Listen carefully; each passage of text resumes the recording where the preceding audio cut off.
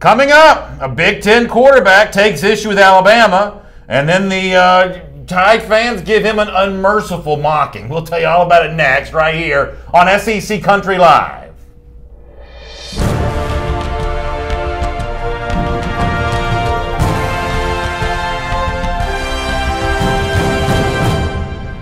Hello, everyone, and welcome to SEC Country Live. My name is Brandon Adams. This is the former Alabama All-American Mike Johnson. I couldn't read my own handwriting there when it came to the little teaser there. But we're going to have a good time off the top of the program when it comes to sort of picking back up on a topic we spoke about yesterday. A lot of mileage has been gained out of this Alabama quarterback video of the best quarterback room in the country. A lot of talk about that. Definitely a lot of talk about that, and I think it's been part fun for Alabama fans. It's also been part answering a lot of questions. Yeah, for those of you who maybe missed the show yesterday, let me start off here, item number one on our SEC Country Live First and 10 list by explaining to you one of the things that we discussed yesterday. So Alabama comes out on Twitter yesterday and bragging about the quarterbacks. You know, what we sometimes think of as a quarterback controversy between Jalen Hurts and Tua Tagovailoa. Alabama on Twitter tried to spin into a positive thing of, hey, this isn't something we're worried about. This is something we're bragging about. In fact, let me show you on Twitter what the folks from the Alabama football account said. They thought they had the best quarterback room in the country.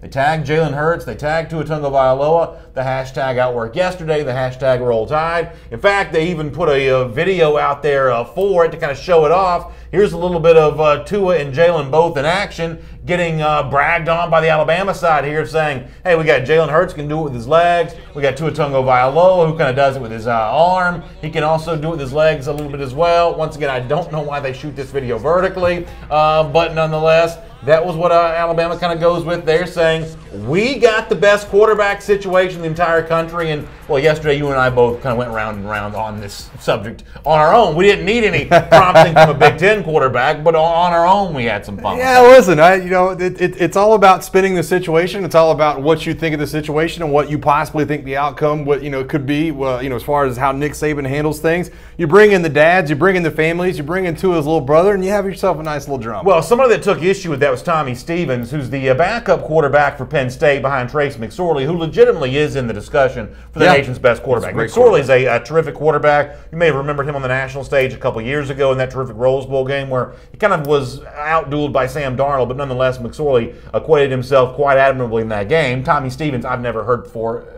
in my entire life. But nonetheless, when he saw the Alabama tweet about best quarterbacks in the entire country, Stevens gave a pretty simple response on Twitter, simply throwing up the LOL as if he was laughing at the notion the Alabama quarterbacks are better than what he's got going on there at Penn State. And you see the Tommy Stevens tweet there in that regard. Stevens got a blue check, so I guess he's got something going for him here. So Tommy Stevens got a problem with this.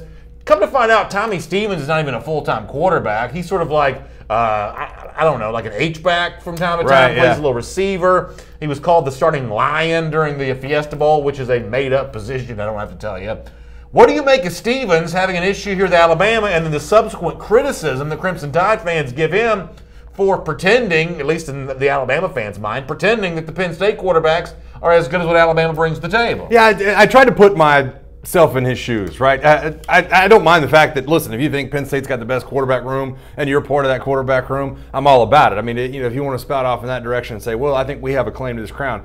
Passive aggressive LOL, I think, is why he caught so much flack on Twitter. It's like people were like, oh, really, LOL? That's funny to you? And obviously, anytime that Bama fans are going to smell blood in the water on social media, it's going to be an absolute attack. Well, I've literally never heard of this kid. I mean, now I'm not watching Big Ten football every single Saturday, but I watch a lot of college football. It's not just the SEC that I'm watching. I've heard a lot about Trace and McSorley, but I can promise you this: when people are thinking about great quarterbacks, they're not thinking about Tommy Stevens. Now, I know he had a chance to transfer, could have been a graduate transfer this year, chose not to do that, chose to stay at Penn State, but that only speaks to me that he didn't have a great situation that he knew he could walk into.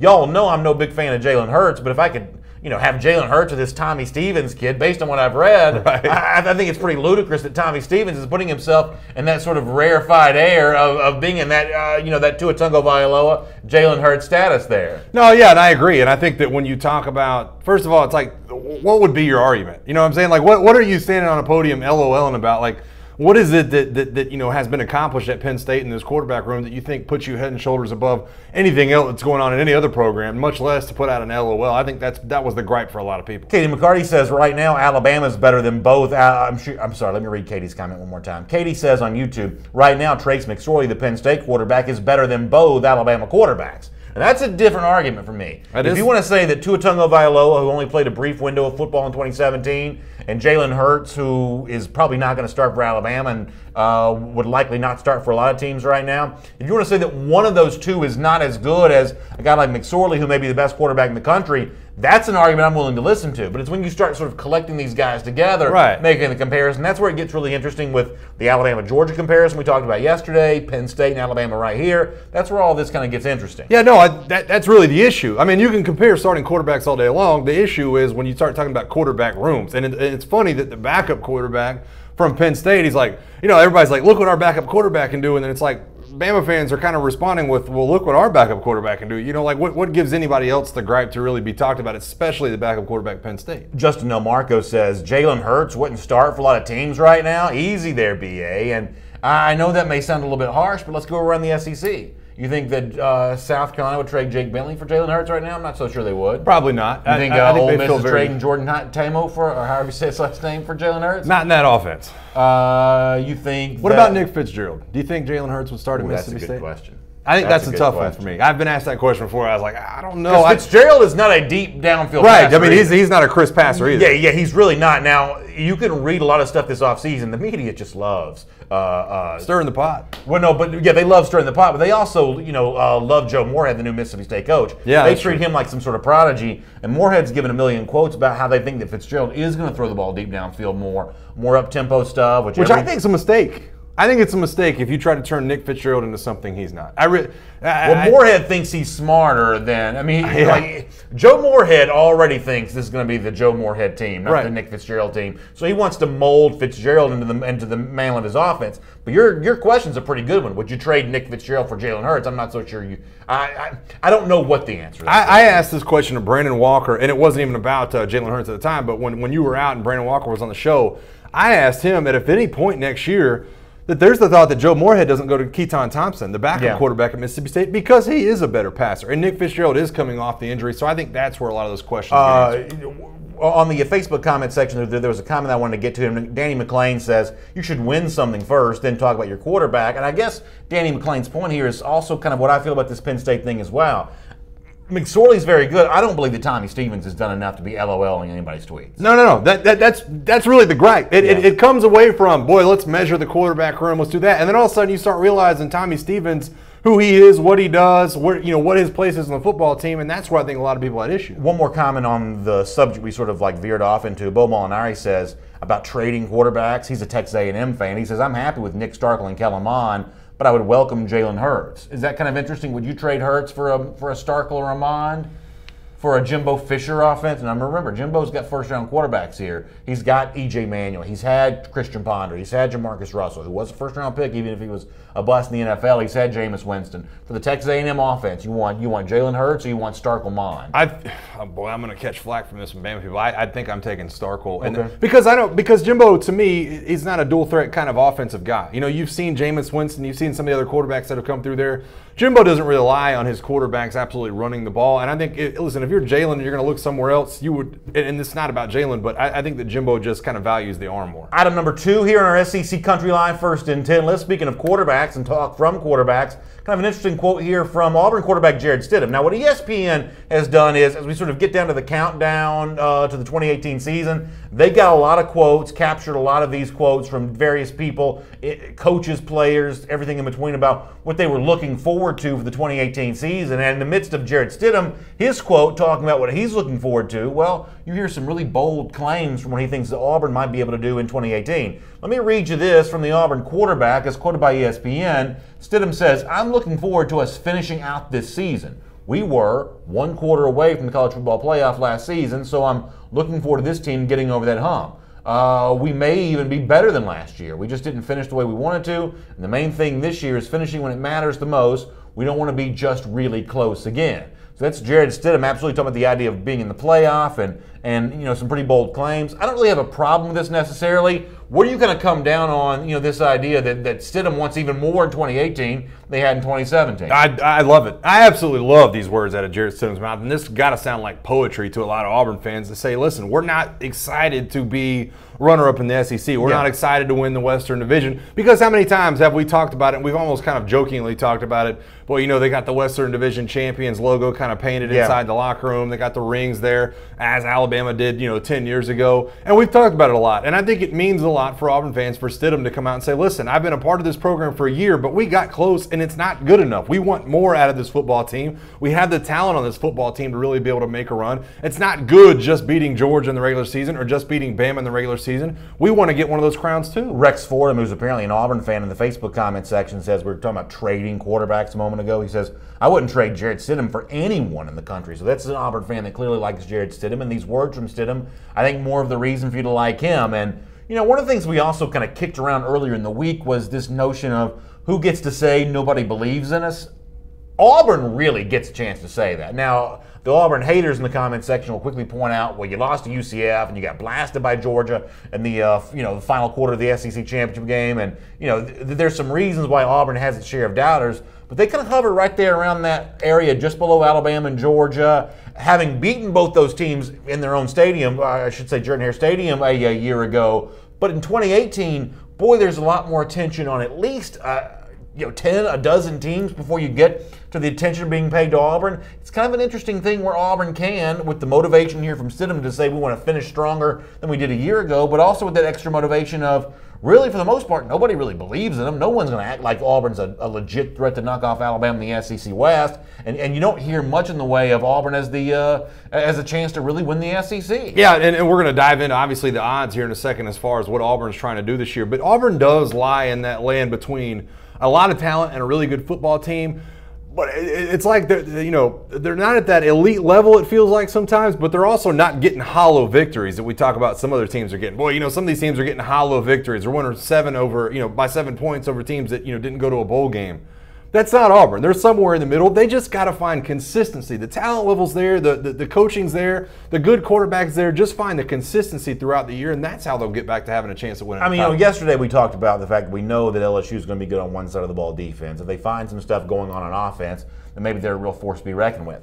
I have a hard time believing that the Auburn defense is anything other than a sure thing. When you look at how good that defensive line expects to be, Dontavius Russell, Derek Brown, Marcavius Big Cat Bryant, who I think steps up in a big way. That's a good-looking defense. And now you're talking about a coach in Gus Malzahn who has a history of producing pretty good offenses. Now, I've said before, and I think you and I are both on the same page on this, we want that offense to belong more to Chip Lindsey here in 2018. The offensive coordinator, we want him to have control there. But Malzahn's reputation is what it is. They've found multiple running backs in the past. They've sort of plug and played these various playmakers. And if Auburn can do that again, they're no easy out for anybody. Still probably not as good as Alabama, still probably not as good as Georgia, and ultimately that's why the ability to ignore Auburn kind of comes into play here. But man, they still have a chance to be pretty good. They do. And listen, there's going to be question marks about their offensive line. I think they have some pieces in place that could answer those questions. But until we know what Calvin Ashley is, or Alan Troxell, or whoever they could bring in on that offensive line, they're going to continue to have those questions, because they had questions at time last year with the offensive line. Prince Tega and Darius James at time last year, not good, especially when you go on the road to Clemson, especially when you're playing against LSU. Basically, any time the offensive line had to play on the road last year or away from Jordan-Hare Stadium, were not very good. So those questions still lie out. On Facebook, John Wilson says, Auburn's good, but not elite yet. And honestly, that opinion probably, sort of capsulizes of what most people think about Auburn right now. So I guess I'll pivot back to you here on, you just talked about the offensive line. Is that the thing in your mind that keeps Auburn from being elite? Because if it does, I'm going to mention Calvin Ashley. I'm going to mention Jack Driscoll, the graduate transfer. Good name drop. I'm going to say that this is not an offensive line without talent, even if we're not quite sure about the changeover in coach from Herb Hand to J.B. Grimes. If your biggest problem is the Auburn offensive line, that OL may not be that bad. Right. I think that the offense line, it's hard to say just the offense line. I think it's the running game that is the issue for me. The running game, that how many times last year did they lean on that running game? And it wasn't so much this lineman or that lineman. It was the way that Kerryon Johnson meshed with his offensive line. It was, as an offensive lineman, I'm just going to tell you, and I'm no Auburn fan, but it was poetic to watch Kerryon Johnson dip his head in the B gap, almost back out, allow a guy to finish the block, cut it outside, be able to accelerate around the corner. He did it against Georgia. He did it against Alabama. They've got to find that again. And can they find that combination between the 5 or 6 running backs they have and a couple of the new offensive linemen? Can they find that combination that really gets them rolling? That's a big question mark. That's what they were last year. That's what they hung their hat on. And I think it's up to, obviously, Gus Malzahn and Chip Lindsey to get it done again. Matt McBrayer in the Facebook comment section says, Auburn seems to do the opposite of what you think they will do. If you think they're going to have a great season, it crumbles. But when everyone's talking trash, they play harder. And maybe that's true. But if this year, where most people think Auburn's going to be like a top 10-ish type team, even if they're not quite in the same realm as Georgia and Alabama, if they don't live up to that, if this team goes 9-3, 8-4, somewhere along those lines, then Gus Malzahn's never living that down. Because he's got the 2015 stench still sort of attached to him when they did not live up to any of the hype, which was sort of totally manufactured by the media. I don't even think you blame Auburn for that necessarily, but people remember that. The best Auburn seasons, as the commenter mentioned, they did kind of come out of nowhere. But if in a year where they're supposed to be top 10, if they lose twice to teams beyond Alabama and Georgia, then Malzahn will never live it down. He'll be the most overpaid coach in all of college football. Well, then I would say buckle up, because I've got him losing to Washington. And listen, y'all can call me a Bammer, y'all can say whatever you want to. I think that's going to be an incredibly tough game for Auburn there in the opener. I just do. And I know that you've got Auburn winning that game, and you think they win by a couple of touchdowns in that game. Washington will not be a pushover. Then if you lose to Washington, though, I think if you're an Auburn fan or if you're Gus Malzahn, your head's all of a sudden on a swivel to say, hey, listen, if we can't beat Washington and Atlanta in a neutral site game, we've really got to get better down the stretch. All right, let me hit a few YouTube comments. So we got some good stuff kind of rolling in here. Katie McCarty says, if Auburn loses to Washington and LSU, the wheels could come off, which is kind of what you just pointed to. Grindhard, though, opposite of that, says, Auburn's got the longest streak of 1,000-yard rushers in the SEC. That includes a bad 2012 season. Running game will be forever fine. The passing game will be stellar with Stidham having another year. So that's Grindhard feeling pretty good about that. Just Joshua Rogers on the subject of Auburn says beating Washington is a big deal for them. There is no doubt about that. Lamar Stevens also brings up a good point, or at least an interesting point, that if Auburn was in the East, they'd be considered on Georgia's level easily. Is this an issue for Auburn, given the fact that they are, I think, pretty clearly on paper, the third team in the SEC? The fact that we judge them more harshly because week in and week out they're playing what's thought to be the tougher SEC West schedule in comparison to the East, which over the last few years has given you a few more easy outs? I don't know that this year, looking at what Auburn is and what Georgia could be, I don't know that this year I would put them right next to Georgia in the East. But it would have been really interesting to see Gus Malzahn's track record if he had, if Auburn was in the East and not playing Alabama in the Iron Bowl every year. I think it would be very interesting to kind of match Gus Malzahn up against what some of the other coaches in the East have been for the last few years. I think Auburn could have had a great run. Let's talk some Florida Gators here, item number 3 on our SEC Country Live First and 10 list. And one of the things we've referenced a couple times this week is the Chris Johnson piece at Sports Illustrated talking about the outlook for some of the first-year coaches in the SEC. And I thought that Chris Johnson had an interesting take on one of the things that might help Dan Mullen at Florida this year, and it's actually the schedule. Let me read to you here from the pages of SI what Chris Johnson had to say about the Florida schedule. He says the schedule breaks favorably for Florida. Division competitors Missouri and South Carolina both travel to the Swamp in back-to-back weeks, as does annual cross-division rival LSU for the second year in a row. Once again, that's Chris Johnson from Sports Illustrated saying, if you're looking at reasons why Dan Mullen may be okay this year, look no further than the schedule. You are one of these guys that loves breaking down schedules. It's one of the reasons why I love you, because you like that kind of thing the way that I do. I appreciate that. Thank you. I appreciate that. Do you think the schedule is a big help for Dan Mullen? I think it breaks their way a little bit. And obviously having Georgia at a neutral site helps every year. You know what I mean? Like you're never going to have that wishy-washy back and forth where it's home one year, it's home the next year. They're not dealing with Auburn's dealing with, where Auburn's saying, boy, we've got to go to Tuscaloosa and to Athens. So having that game be in a neutral site game definitely helps. But I still think there's some hiccups. I think that game in Starkville is going to be a tough game for Florida. I really do. I think that game's going to be tough. You also, in a game that both you and I think is pivotal, you're going up to Knoxville, Tennessee there in week 4 and playing the Tennessee Volunteers. So, listen, if we're talking about historically Florida, and if we're talking about the way we've always thought of Florida, yes, this schedule absolutely breaks their way. You're talking about getting LSU at home. You're talking about some of the other games they're going to have at home. By the way, Missouri, we're going to get into that here in a little bit, what I think about that football team. But historically, if we're talking about Florida, we're saying, yes, this schedule looks good. But remember what Florida looked like last year. Remember the team they did have last year. Now, I'm high on Florida. I'm high on Dan Mullen at Florida, especially this year.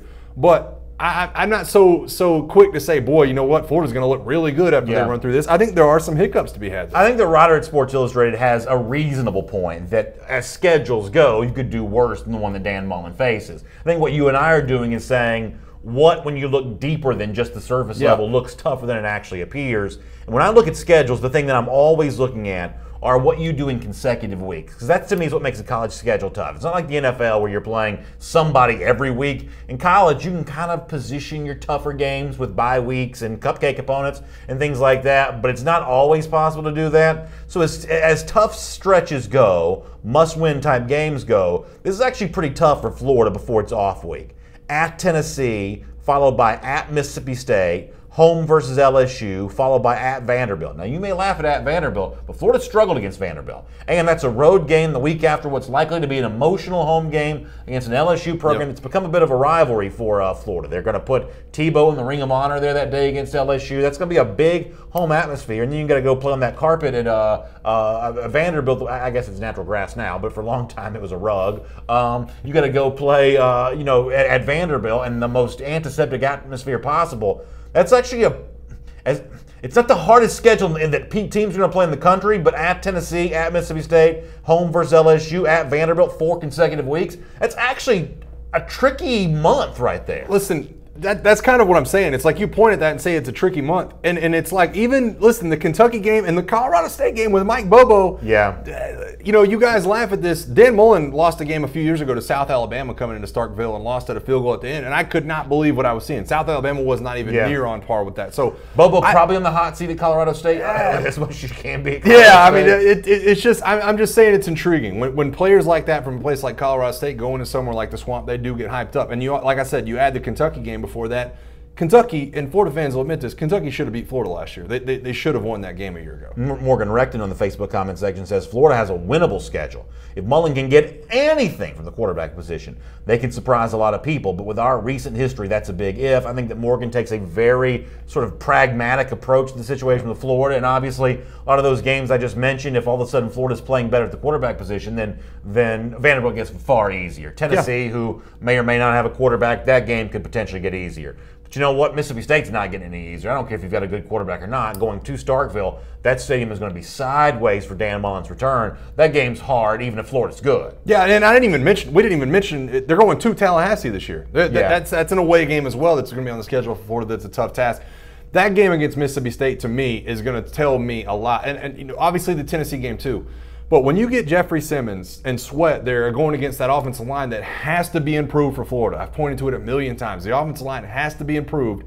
We're going to find out how much improvement's gone on in that offensive line down there. Frank Crowder says Florida's going to have a hard time winning games on the road. I think the point from the Sports Illustrated writer, though, is they actually don't play that many road games. You got to go to Tennessee, which makes that a really tough trip. You got to go to Mississippi State, which makes it a tough trip. But LSU coming back to your building for a second consecutive year, it gives you a lot of home games. You got a lot of home games if you're Florida. Yeah. I mean, you got to go to Nashville and you got to go to Tallahassee. You do have a lot of home games. What is that, 8? I guess it's 7 home games with a neutral site. Yeah, maybe it was last year they had the extra home game. I think it might have been.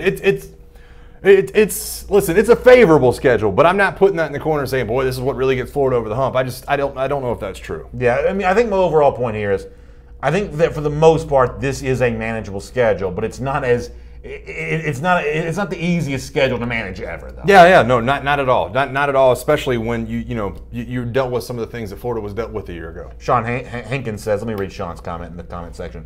On Facebook, Sean Hankins says, Mullen will mask Frank's weaknesses and keep the post read simple, and that may be what it comes down to. I don't think you can win with Kyle Trask as your quarterback. I think it's interesting that Sean, who apparently is a Florida fan, is saying it's Felipe Franks with a lean on. I think that's your only chance, is to go back to the guy that you've had. If Kyle Trask was better than Felipe Franks, we've been playing. No, I think it's still Trask, and this is still overflowing from what I saw in the spring game, but I think Felipe Franks has the tools. I just think Kyle Trask is the guy that looked to me like he was more in command of the football team. When you watch that game, and Florida fans, you tell me if I'm wrong, Kyle Trask, all the question marks surrounding what Kyle Trask is, Felipe Franks just looked uneasy to me. And yes, they tried to mask what he was doing, and yes, he takes off on a 60-yard run where he was obviously touchdown about 6 yards into it.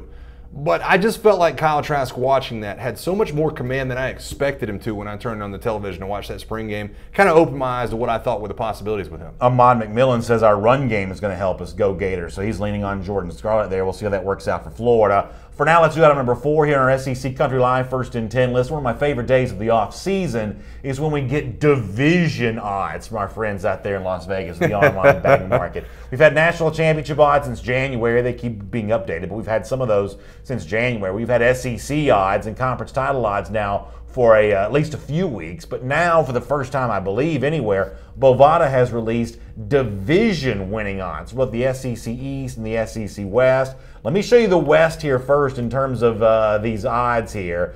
Take a look at what Bovada gives you for the SEC West. Alabama is 5-11 to win the West. That means it's far more likely to happen than not. Auburn is 9-2, or about 4.5 to 1, which would put them a little better than 20% to win it. Mississippi State is 9-1. LSU's 12 to 1. Texas A&M is 12 to 1. Arkansas is 35 to 1. You'll see that Ole Miss is missing there. They are still banned from winning the SEC here in 2018. How about your SEC East? Let's take a look at those for a moment because I want to kind of combine these together. You see Georgia at 4-7. Florida at 9-2, which is also about 4.5 to 1. South Carolina 17-2. Missouri, I believe it's 10-1 to win the division. Tennessee's 14-1. Kentucky 22-1, and Vanderbilt, what I'm going to believe is 28-1 to win the division there. That's all courtesy of Bovada. Now, you should have seen us at SEC Country Live World Headquarters before the show started today, trying to figure out who the bigger division favorite was between Georgia, who's like 4-7, yep, and Alabama, who's like 5-11. I was like, oh my gosh, I'm not good enough at math to figure out which of those odds is better. I believe 4-7 is actually better odds than 5-11. 4-7 equates to about a 60% chance to win the division. Yeah. 5-11 is about a 45% chance to win the division. Right in there, man. You're good at math. That a boy. See, it wasn't that much of a struggle. You took all morning to kind of crunch the numbers. I had 3 people helping me. This is how dumb we all are. This is before Mike gets here. Mike comes rolling in with his chariot somewhere around an hour before the show starts. We're all trying to figure all this stuff out. I was like, oh gosh, I can't tell which of these odds is actually better. Right. So it's the Georgia has a better chance of winning the East and Alabama has winning the West. Are you buying Bovada on that notion? Yeah, I think so. And that talks about the division. Listen, you got Mizzou sitting there at 10-1. I mean, I think that tells you all you need to know about the division. If Mizzou's got 10-1 odds to me to win the East. By the way, if you want to bet Missouri, as I said earlier this week, I will take your action. Send the money in. Send your checks to, I will take your action. No, yeah, I'm with you on that. And to me, the odds are better. I mean, Tennessee's at 14-1 odds, and to me, you look over and you got 12-1 LSU, 12-1 Texas A&M. I think you go 5 wide with teams that are possible that you can win in the West. And I'm not saying they will win, but it's possible that 5 different teams win in the West. In my opinion, Arkansas and Ole Miss are the 2 teams that I'm counting out. I have a hard time. This is like a semantic, tedious argument here, but there aren't 5 teams who win the SEC West. There are 5 teams who may be good, but there aren't 5 teams that have a chance to punch a ticket to Atlanta. I'm just saying that it's possible. After Alabama, Auburn, and LSU, who are you giving me? Mississippi State. No. It's possible. And Texas A&M. It's possible. I mean, listen, Mississippi State, Texas A&M are good, and maybe within a couple of years, Jimbo Fisher is winning the SEC West. I've told you before that I think eventually he will. Mississippi State's got a really good defensive line, but it is a whole nother kettle of fish to say they're going to win enough games to put themselves in Atlanta. I mean, it's a stretch for me to even buy into LSU, but at least I'm going to buy into them a little bit more so than the other ones. Yeah, no, I'm not. I have to say Auburn because they did it last year. I'm not saying you're crazy. I'm just saying that I feel I like don't turn this into like where I'm like just sort of like dissecting every word here. Nitpicking. But 5 teams cannot win the SEC. But I guess my point is this: Tennessee's not going to win the East. Missouri's not going to win the East. No. I have a hard time at Florida at 9-2, even though I love Florida. I have a hard time with Florida winning the East. I mean, I just do. I think it sits right there with Georgia. I think a lot of people are going to, South Carolina's kind of a trendy pick, although I don't give them much of a chance to win the East. I just think there's more people with a shot at it. See, here's the issue, and this goes back to the Georgia-Alabama thing for a moment. In the SEC East, if you can give me 2 losses for Georgia, show me where those 2 losses, I mean, in the conference, if you can show me where 2 losses are coming from, at that point in time, then anybody can win the division. For Georgia? Right? Yeah, but you got to get to 2 losses for somebody else to win the division here. The issue for Alabama, the reason why it can't be 5 teams, somebody may beat Alabama head-to-head and then they win the West. It could be LSU or it could be Auburn. It'd be more likely Auburn. But what you can't give me is a reason why Alabama loses twice in the Right. league, which is the only way you open it up for what I think of as some of the more middling programs like Mississippi State or Texas A&M. Well, I look at it and listen, if we're going to talk about those two teams, that's the two teams I think, if I'm crunching numbers, I think has the biggest chance to beat Bama. If it's going to be two losses, LSU and Auburn. And I think the same way for Georgia. I think Georgia having to cross that division line and play Auburn and LSU, I think that's a tough task. So, because I think if Georgia were to lose both those games, that'd be a pretty big disaster. Oh, it'd be more than a disaster. I think it would definitely be. It'd be a disaster for Alabama too. But I know that those teams out there. I know the LSU fans feel confident in that game. They're both coming to Baton Rouge. Yeah. I know Auburn's sitting there saying, "Hey, listen, we beat both those teams last year." Yeah, so Georgia could lose either one. Yeah. I mean, it's certainly possible that Georgia could lose the either odds one. they would lose but both. they don't need to. But it would be really, really bad if they were to lose them both. Yeah, no, I agree. I'm with you. I just think that there's some strong football teams coming out of the West this year, and it goes back to the argument really that we had, I think, on Monday about it. Dan Mullen says the East is catching up to the West. Yeah. I think that's kind of what we're talking about here, and I think that's a reason why Mizzou has, a team like Mizzou has 10-1 odds. Bo Molinari says, no wonder we keep talking about hot garbage programs on this show. BA wants the East to be more relevant than it is. But that's not true. I mean, I've been leading the way for saying that I don't think Tennessee's going to be very good this season. I've been leading the way saying that I don't think that Florida's going to be very good this season. But the thing that the East would have is if somehow, whether it's Georgia in sort of incorporating new young talent or whatever, if all of a sudden Georgia's not as good as advertised, and they're going to be, sort of a top 5, top 6, top 7 team in every preseason bowl, if all of a sudden they're not as good, at that point in time, then all bets are off in terms of who wins the East. Maybe it could be Florida, because then you're asking South Carolina to kind of run the table in a big way, and that's going to be a challenge for the Gamecocks. Yeah, and even more so, and obviously this is not a division versus division thing.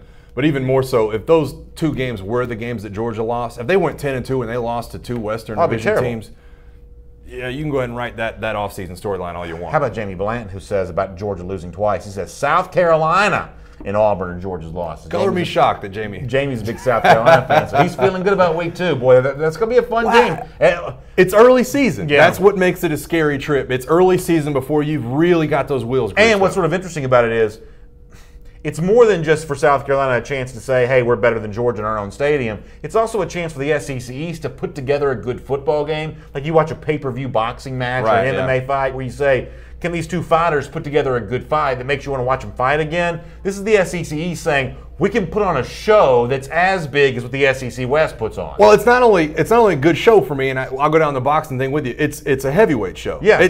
But listen, you can have the lightweights all you want to. We saw Tennessee and Florida have a great game last year. You saw Felipe Franks throw a 70-yard touchdown in. True. Great game to watch. True. But those were the flyweights. True. You know what I mean? Those were the flyweights True. in terms of last year. A heavyweight game, South Carolina and Georgia really facing off in week 2 is a big deal. Yeah, it's going to be a lot of fun to see there. Item number 5 here in our SEC Country Live First and 10 list. I think I join with a lot of college football fans when I say I do not like watch lists necessarily. Watch lists are the things that all the major end-of-season awards put out this time of year where they say, hey, here are the names we're watching as a possible winner of our award. And it's all just sort of a publicity stunt for the award. The programs who have their guys mentioned, they'll sort of tout this as well just because it's sort of an easy thing to brag about. It's completely meaningless because everybody's eligible for the award. You don't have to be on the watch list to win the award.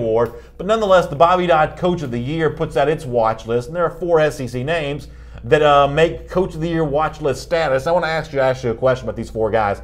Let me show you on the screen the 4 SEC coaches who are being watched by the folks at the Bobby Dodd Trophy to possibly be Coach of the Year. It's Nick Saban from Alabama, it's Kirby Smart from Georgia, it's Gus Malzahn from Auburn, it's Will Muschamp from South Carolina. One of these guys, according to the Bobby Dodd Coach of the Year folks, could be the Coach of the Year this upcoming season. So let me ask you this. If you're thinking Coach of the Year here, which of these 4 do you think is facing the most difficult coaching job this season? And by the way, it's all different, Right. It's different standard, it's different stuff. Between Saban, who's got to try to find a way to repeat as national champion, Kirby's going to try to find a way to repeat as SEC champion, Muschamp looking to take the next step, Malzahn looking to get over the hump after winning the division a year ago. Which of these 4 coaching jobs is most difficult this year? I think it's got to be Gus Malzahn. You think so? I think it's got to be Gus Malzahn because you're losing your bread and butter from a year ago, and it's your offensive line and your running game, and it's Kerryon Johnson. And yes, you have Jared Stidham back, but let's remember that we're going on the road to Georgia and Alabama this year, and we're going to face those tests. To me, that's the uphill climb. That's the uphill climb that no coach in the SEC wants to have to climb this year. That's the worst two-game gauntlet you could possibly face in the SEC right now, going on the road to play both those teams. As good as I think that Auburn could be, that's really the knock that I've had on them the entire offseason. Yes, I think Gus Malzahn proved a lot last year. But going on the road and playing those two games against those two opponents is a very, very tough task. Plus, there's also the issue of, hey, it's $7.5 million salary now. You've got to live up to that. Yep. That makes the coaching job He's going to tough. be questioned about that a ton next week, I think. When it comes to SC Media Days, he's going to face that question. And it's a tough schedule. You mentioned the 2 road games in November. We talked earlier in the show about the neutral site game against Washington. It's very easy to have this thing sort of fall flat on its face, and this to sort of feel like sort of a middling year for Auburn. From that standpoint, it is tough. I mean, listen, I think that South Carolina fans still like Will Muschamp enough. Even though it's supposed to be a good year, I think they're going to forgive him if it's not great, right? I mean, he can still point to recruiting. He can still sort of sell that idea. You know, at that point in time, I think that Muschamp's got a bit of an out here if it doesn't quite go well in a way that Gus Malzahn kind of does. Now, you could also say the same thing about Kirby Smart, because he's also a $7 million man, a year man now. And, you know, he hasn't been there doing this as long as Nick Saban has. You know, Smart's got some pressure here, but the Malzahn thing does feel a little bit different because it looks like on paper the Auburn schedule's just tougher. Yeah, I think that, and I said this last year in terms of, of Auburn. I think what Will Muschamp has is, hey, we got, we need a year removed from Kurt Roper. Jake Bentley's going to be a junior this year. Wait till he's a senior. So there is that out. There is that, hey, we're still building towards something. Gus Malzahn, if it's not this year, all of a sudden, like I said last year, you look at it and say, boy, when is it going to happen? We got the front seven, we've got the quarterback. Yes, we have to replace some pieces along the offensive line, but we have good running back core. You do ask that question, what's going to happen. I do want to read what Cliff Nelson said. He said, if LSU wins 10 games, can we throw Orgeron in that discussion? I was going to read that comment too. I think we can. I would argue, and I don't know when they update this list, if it's midway through the season, but I would argue that when we get to midway through the season, I think 2 coaches are added to this list from the SEC. Give me Orgeron and give me the other one. No, I don't know if it's Orgeron. Oh, okay. No, I would say that it possibly could be, but I think Jimbo Fisher's added to this list at some point this year. I think, like I said, I don't know who Texas A&M is going to knock off, but it could be your team. Okay. Whoever it is, I think Jimbo Fisher's going to get that team pointing in the right direction. I'm also not so sure that Dan Mullen's not on this list at some point this year, because I think that Florida's that brand name team that can pick up steam, that can beat a Tennessee, that can beat a couple of other teams, that are on their schedule. Be it 5-1, be it 6-1. I think if Dan Mullen has a hot start, he's going to turn some heads. So let me just restate this to see if I've got you right. Of the coaches not getting current Coach of the Year attention, the SEC coach you could see working his way in there is coming from this trio, either Orgeron at LSU, Jimbo Fisher, Texas A&M, or Dan Mullen at Florida. They all three sort of fit the characteristics of what a Coach of the Year typically looks like. Now, they got to have the season commensurate with that kind of award status, but they do sort of fit the background of, hey, new guy resurrecting a program in the case of Jimbo Fisher and Dan Mullen, or Ed Orgeron overcoming pressure. Exactly. It helps the fact I think the media likes Orgeron, or whoever it is that votes on this award probably likes Orgeron. That probably helps him and goes with him and for him a little bit on this. I think Dan Mullen at the top is decently full at Florida. We've talked about it a ton of times. I think the talent is there where he could make some damage here in year one. I don't know what the long term in year one. I think Jimbo Fisher is building something in Texas A&M. I do. I love what he's doing. I love everything I've seen come out of that program. And Ed Orgeron has the talent. For all the questions about Ed Orgeron as a head coach and Steve Benfinger, the talent's there, and the brand name for all 3 of those teams. You know what I'm saying? Like if Chad Morris does well at Arkansas, I don't know that we're immediately adding him to that list. But LSU, Florida, and Texas A&M, I think they all have big enough brands where you really are turning heads at that Esteban Esteves, who's an LSU fan in the YouTube comment section, says that Jimbo Fisher is going to be on a Coach of the Year watch list type situation just because of his name. I almost wonder if the opposite's true. Don't you think there are a lot of people who don't like Jimbo Fisher in terms of, he leaves Florida State where he kind of quit on that job. He goes to a Texas A&M for huge money. There's a lot of swagger there. That's the kind of thing that can turn people off. Now, I like Fisher. I think he's going to do well at Texas A&M. I think Aggies fans are justified in being excited about him. But I don't know that people are just lining up to throw a bunch of trophies Jimbo Fisher's way, a bunch of plaques and awards. I don't know that people are going to break their neck trying to do that for him. I don't know that people are lining up, but here's what I will say. There's a lot of people paying attention. And honestly, I think it's more SEC fans than anything that aren't really a fan of Jimbo Fisher. I've told you that before. I think his comments last year at ACC Media Days already started rubbing people the wrong way. He also, Florida State wins that title. He kind of ends that SEC, kind of dominance as far as the SEC winning national titles. He kind of knocks that off. I think that's what started off Jimbo Fisher on a bad foot. But everybody in the country is paying attention to Jimbo Fisher, and if he starts off hot, his name will end up on that list. Emery Gower in the Facebook comment section says, if Chad Morris, let me read Emery's comment. Emery, if I mispronounce your last name, I apologize. Emery Gower says, well, let me find it. Where did Emery go? He's talking about Chad Morris, is who he's talking about. He says, if Chad Morris does well this year, he gets coach of my heart. So Emery's an Arkansas fan. Talking about Chad Morris. Michael Clyburn also says, hey, BA, Mississippi State has a better roster this year than Florida and LSU. Also, we're out recruiting Mullen by a mile. Him leaving was the best thing that happened for our recruiting. And Michael talks about his team, Mississippi State. Joe Moorhead's also the kind of guy that could kind of get mixed up in this. I guess my final point here is, whether it be Michael's Mississippi State team or Emery's Arkansas team, it's coaches like that, the sort of plucky underdog stuff, that I think Coach of the Year awards sort of like to lean towards. Did you see the dust up this week about the fact that one website called Kyrie Jenner, whatever her name is, a self-made billionaire when actually her family's been rich forever? Right. I think that Jimbo Fisher. How did she make it? Yeah, I think that Jimbo Fisher's kind of the same way. People look at him as sort of a silver spoon guy, a guy that had a Florida State program that was national championship level. He goes to Texas A&M, gets big money. That's not the kind of guy that Coach of the Year type awards generally like going to. I think they love going to guys who are sort of like pulling themselves up by the bootstraps and doing more with less. I think if Coach of the Year awards can go the direction of a Joe Moorhead, can go the direction of a Dan Mullen, which these things always seem to love, that's the way they like going, more so than like a Jimbo Fisher who's sort of sitting on top of a gold mine right now. And they love feel-good stories. I'm with you on that. It's like, boy, there'd be a nice feel-good story. I just think the branding, I think Texas A&M, I think the attention being paid. Because, you correct me if I'm wrong. I don't think no matter what happens for Mississippi State in the first half of the year, I don't think Joe Moorhead's getting added to that list, at least not until the very end. I just don't think that Joe Moorhead carries that weight. I think that Jimbo Fisher's weight is already there to where they say, boy, he's 6-1, 7-1 right now. Why wasn't he already on the list? Yeah. Let's add this guy to the list. I just think he carries that much weight. Like Joe Moorhead comes across like a coach's coach, the kind of coach other coaches like. I don't know that Jimbo Fisher comes across that way. And I could be completely wrong. I could be completely wrong. Probably very true. Item number 6 on our SEC Country Live First and 10 list.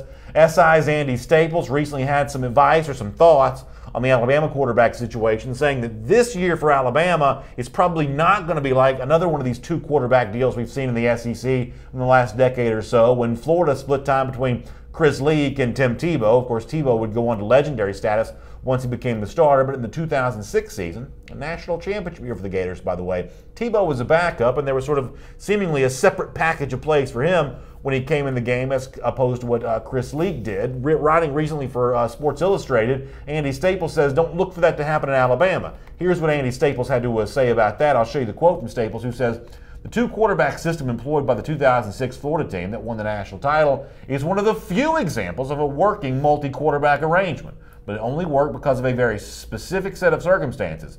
Those circumstances don't exist at Alabama at the moment, and Staples sort of goes on to explain why that's not necessarily the case, that the separate skills set doesn't quite work the same way for that.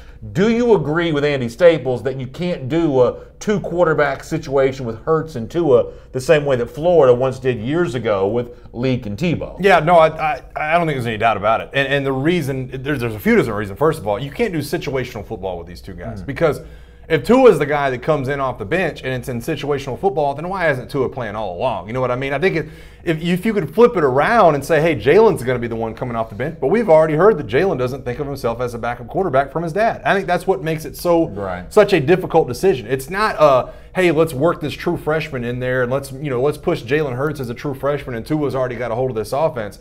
It's the other way around. And if Tua's the better quarterback, that makes him probably the better all-around football player. And I think that's a hard dynamic to kind of put in reverse. So I always feel dumb when I start talking about my opinion on X's and O's, because you played the game, I didn't. But nonetheless, here's my opinion.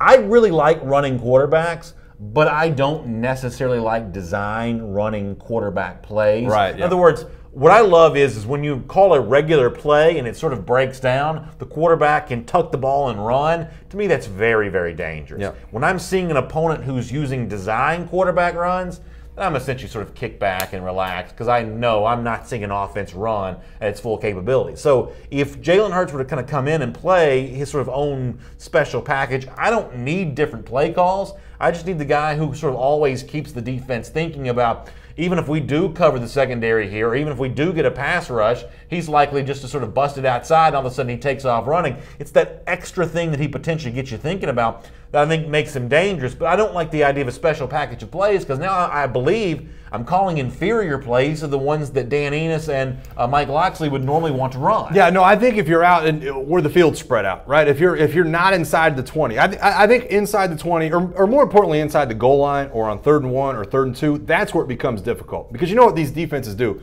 When you're on the 1 yard line going into the goal line, it's, hey, let's bring in 6 defensive linemen.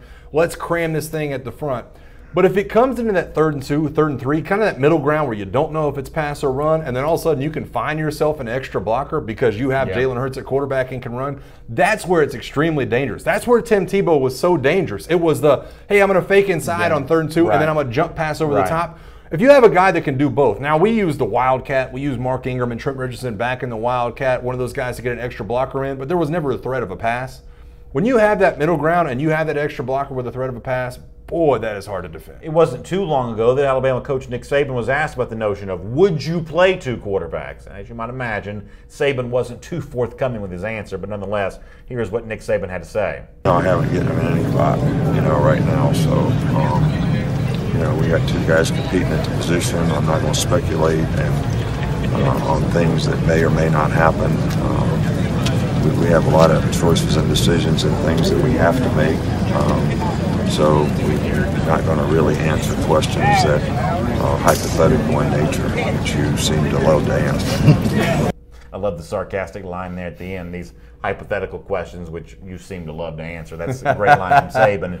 Saban's not going to answer any kind of answer, and if he was going to give you an answer, it probably wouldn't be a truthful answer. But if he were to tell the truth, here's what I believe he'd say, and I've told you this before. Ultimately, you don't have to do some sort of strategic trade-off between Tua Tagovailoa and Jalen Hurts. If you're trying to get Hurts to stay, you can just simply let him play. Because most of the teams that Alabama plays, Phil Steele said this on WJOX the other day, that Alabama's going to be a 17-point favorite in every regular season game, which includes on the road at LSU, by the way, until you get to the Iron Bowl there at the end of the season. Now, maybe Phil Steele's slightly off on that, but the point still remains. Alabama's going to be beating teams bad enough, it doesn't matter which quarterback that you play. I don't know that it's good enough for Tua Tagovailoa to take him off the field, but you don't need a special package for Hurts until you get to Auburn, until you get to likely Georgia in the SEC championship. Against most of your regular season opponents, just flip a coin and play the guy you want to. Yeah, and I think here's in my opinion what also hurts Jalen Hurts, no pun intended, what hurts Jalen Hurts in the long run in terms of that quarterback job, because you guys know I think it's going to be Tua, and I think Tua has the best upside. Here's what the payoff is with Tua Tagovailoa quarterback. All of a sudden, defenses are backing off a little bit. And all of a sudden, with Tua at quarterback, you start worrying a lot more about receivers getting behind you because he can deliver those dime balls down the field. All of a sudden, those gaps start to open up a little bit more for that running game up front. And when it does come time for those situational plays you would think about putting Jalen in on, you really, really don't mind Najee Harris having the ball. You really don't mind Damian Harris having the ball in some of those situations. And Tua is also a better runner than people give him credit for. I mean, he's that a bigger video guy. we've shown 2 days in a row shows some of that athleticism against Tennessee in the second half, for instance. Yeah, no, he was incredible. I mean, you see some of his highlight reels against Vanderbilt, some of the scrambles he had against Georgia. I think that he's a better scrambler than people give him credit for. He's not a statue. Jalen Hurts is a better runner, but Tua's not a statue back there, and I think that does hurt. Hurts' ability to really get in the game as a starter or a situational player. Curtis Salmon says, with Hurts playing against Georgia, Bama wins by 14. If Tua plays, Alabama wins by 21. That's a fact, Jack. Well, why wasn't Jalen Hurts going to beat Georgia back in January if that's such a fact? Yeah, I don't know. James Crump also says when it comes to Tua Tagovailoa, he's going to see different looks from defense this year. His transition is not going to be as smooth.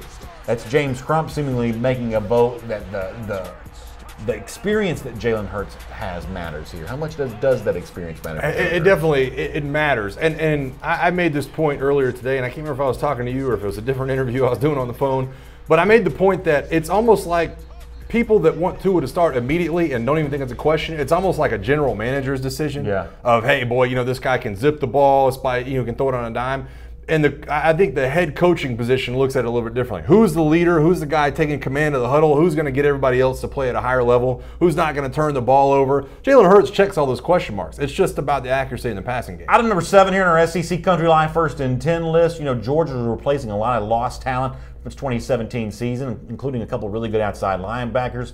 Davin Bellamy, Lorenzo Carter, both on their way to the NFL. And one of the guys that's going to step in as a starter likely here in 2018 in a limited backup role in 2017 was actually pretty good, at least according to the folks from Pro Football Focus. Here's what Pro Football Focus, the college account, recently tweeted about Georgia outside linebacker DeAndre Walker, who was a situational pass rusher a year ago, had really good success. In 111 pass rush snaps, he had 26 total quarterback pressures, which includes 6 sacks, 5 hits, and 15 quarterback hurries. That productivity percentage of 18.7, according to Pro Football Focus, was good for best in the country among defenders with at least 100 pass rush attempts in 2017. First of all, what do you make of those stats? That's a lot of numbers, could almost come across like mumbo jumbo, but what it sounds like to me, from a sort of almost like a baseball analogy, is a guy who had a pretty good batting average in 2017. Yeah, no, I mean, if you can put anybody on the field and say, hey, every 5% of the snaps they're on the field, they're going to have a sack, that's still pretty good. I mean, you know, he's 6 out of 111 or whatever his snaps is. When you have situational guys like that, that's a scary thing for offensive linemen. I won't lie. Anybody who is that effective, if you're an offensive lineman, especially if you're playing offensive tackle, you're gassed. The offensive line don't rotate. So you're already gassed. You're looking at the guy across from you. Somebody who's the starter kind of walks out. Then all of a sudden a guy like Walker comes in who's got a little bit more spring in his step, who hasn't been in there, that all of a sudden he's got snot and everything coming from his nose. That can be a worrisome down for that guy. And conversely, not having those mismatches, because he's going to be on the field more in 2018. Yeah. Does that make the job? He's going to be on the field more. You'd think the numbers would go up. But right. What you just described is a scenario where less playing time actually yields better results sometimes. Yeah, sometimes it does. And it's not only that, hey, I have fresher legs, it's also the thought process. You know, he's coming in on 3rd down. If you're coming in on 3rd and 8, they're not going to run the ball. I mean, 99% of the time, that is going to be a passing play. So you pin your ears back. You say, more I can rush the edge. You're in there on 1st down, you're in there on 2nd down, all of a sudden these play actions start coming, all of a sudden these read options coming, all of a sudden these RPOs where you don't know if it's a run or a pass, then you're thinking more, then you're thinking, boy, I have to have outside to contain, boy, I got to watch the guy in the flat. It's not as easy of a transition, but I think he's definitely one of the guys that's up for it. Now, one of the things that's worth pointing out here for Georgia, while the Georgia defense was, I think most people would say, very good in 2017, one of the things that maybe keeps it from being truly elite, great, is the fact that Georgia has not sacked the quarterback as well as some of the other top teams in the country. Teams like Alabama and Clemson, who've been in each of the last 3 college football playoffs, with the exception of Alabama this past year, they've all both had more than 40 sacks in each of the last 3 seasons. Alabama had 50 2 years in a row. Georgia last year just had 34 sacks. That was good for just 6th best in the SEC. Something that Kirby Smart, about this time a year ago, talked about, something that he still very much views as a work in progress for UGA. Here is Kirby from a year ago to remind you what's still a bit of an issue for Georgia heading to 2018. That's one of the big things we've tried to improve. So you can improve your pass rush by bringing more guys, or you can rush 4 better. And obviously I like to rush 4 better than bring in more guys. So we've tried to find ways to do it, but it's not always been exactly what we wanted, what we want to create, but it's certainly improving. Katie McCarty in the Facebook, I should say the YouTube comment section, talking about DeAndre Walker struggling to keep weight, saying he's a little bit too light at times, and maybe that's the case. But it's funny, if you watch the NFL right now, I mean, I live in Atlanta. Look at some of the stars for Atlanta's defense, guys like Deion Jones. It's crazy. A very slim guy for the most part. Barton Simmons did a really interesting piece on this at 24/7 Sports of the guys that got drafted this year, how they compare to the sort of, you know, typical college prototype. In a lot of ways, what gets drafted in the NFL lately has been thinner than a lot of the average college starters. Because there's more space to defend right now in the game. And when you're talking about an NFL, you know, football league that has the close hash marks, I want to say that the hash marks are 20 foot closer, 10 on each side, than they are in college football. It becomes imperative. If you go to an NFL game, it's shockingly close. So that speed becomes imperative. And I'll just give you an example. I mean, when I played college football, Rolando McClain won the Buckets Award at like 260. Like, he was a 260-pound middle linebacker.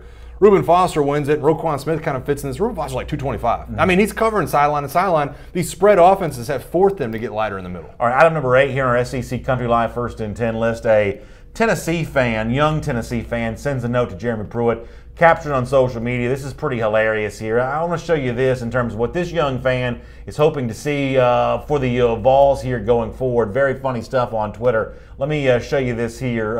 This is Jesse Smithy who puts this out on Twitter saying, "My daughter wrote a letter to Tennessee football coach Jeremy Pruitt. It seems she took my deal to heart." She writes, "Dear Mr. Pruitt, my name is Kate Smithy, and I'm 9 years old. All 9 years of my life, I've known Tennessee as a bad team that has not beaten Alabama since before I was born. I've been wanting a dog for a very long time, so my dad and I made a deal.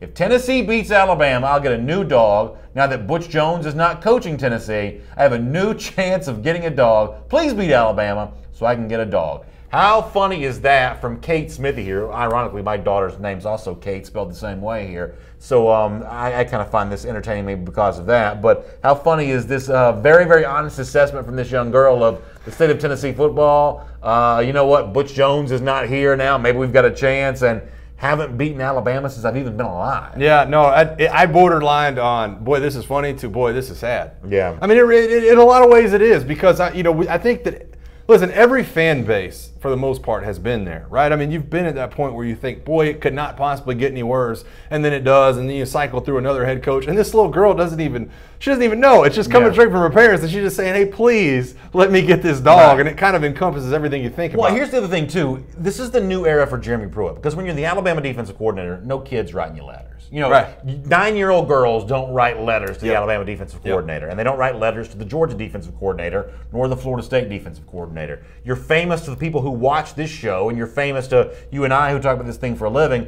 but 9-year-old girls have never heard of you.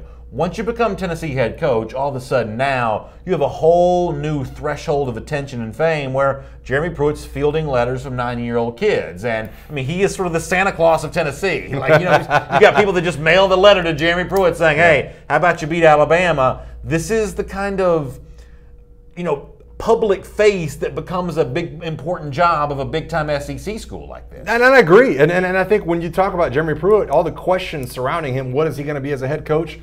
It's not X's and O's the reason you ask the question. It's dealing with situations, I don't know, like this, but it's dealing with some of these different situations that really defines you as a head coach. Jamie Blanton says her dad is terrible. He doesn't want her to get a dog. I don't know if Jamie's got kids or not, but here's the thing. It's like when you kids have pets, it ends up being nothing but work for the parents. Like my kids want pets so bad. We're not getting a pet. We're not getting a turtle. We're not getting a dog. We're not getting a cat. Right. We're not getting anything. We got a little fish that swims around a bowl. You don't want a dog, man? I really don't. Oh, man, I really don't. Rich.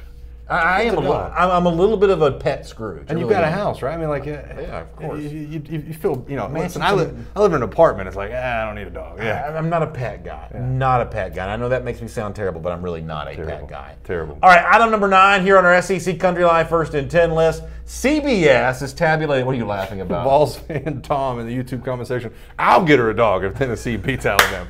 That was pretty good right there, buddy. That's pretty good from Tom there. I like that. Item number 9 here on our SEC Country Live First and 10 list. So CBS Sports has sort of crunched some numbers from a lot of sports. This is sort of like their own sort of version of the All Sports Trophy that gets given out around the NCAA every year. They've ranked the top athletic programs in all of college sports, and a few SEC teams rank pretty high on this list. Let me show you where the SEC teams that finish in the top 25 kind of land here, at least according to CBS Sports.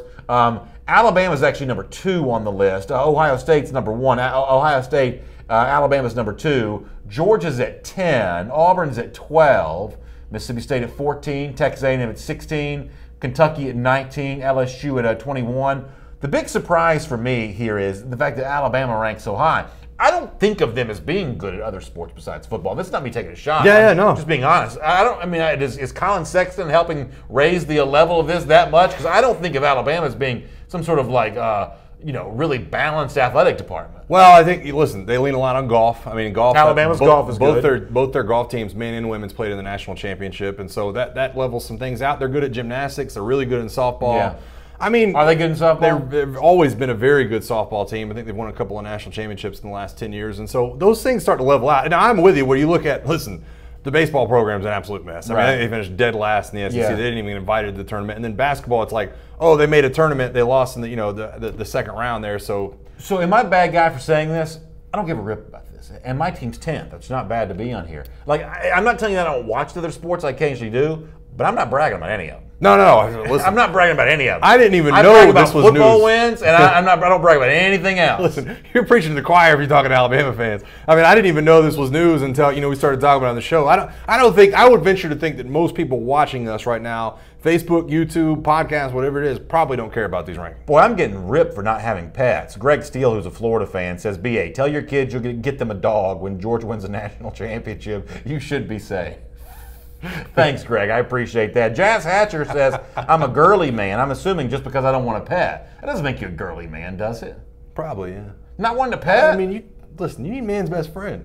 You don't have man best friend, it's a little more I don't lonely. know about that. I don't know about that. All right, Adam, speaking of Georgia, by the way, Adam number 10 on our SEC Country Live First and 10 list. So on Saturday, and we talked about this earlier in the week, Demetrius Robertson, the former 5-star wide receiver from Cal, who was a pretty big player as a freshman back in 2016, injured a good bit for 2017. Going back to the signing class of 2016, he was the only 5-star receiver in the entire country, and he's going to drop a commitment video for transferring. There are 4 finalists. Texas is one, West Virginia is the other. There are 2 from the SEC, Alabama and Georgia. This is our last time to talk before Robertson makes his decision on Saturday. Do you have a prediction for what Demetrius Robertson is going to do? I'll be floored if it's not Georgia. I mean, I will be absolutely floored, and that just comes from the people I've talked to, the people that follow recruiting, the people that obviously know this kid, the fact that he's from Georgia, the perceived, I don't want to call it weak link at Georgia, but the one position group that does need upgrading. I have to think that Kirby Smart's absolutely going 100% at this. And I think this is something that obviously they recruited him very hard the first time around. I think he's saying, listen, I've got a do-over at this. Georgia's even better this time around than they were the first time they recruited me. I'm not going to mess this up. This is right down the road. I'll be floored if it's not Georgia. And obviously Alabama is in these kinds of battles all the time, but in the case of Robertson, it's sort of hard to see what the obvious tie to Alabama would be. I mean, is there a tie to Alabama? Not one that I can think of, and I think that's why I'd be even more floored if it's not Georgia. I think Alabama, listen, they've got good recruiters. I think that you're going to have a shot at a lot of kids like this because they look at Alabama, the reigning national champions, the Nick Saban dynasty, and they say, boy, that'd be cool to be a part of.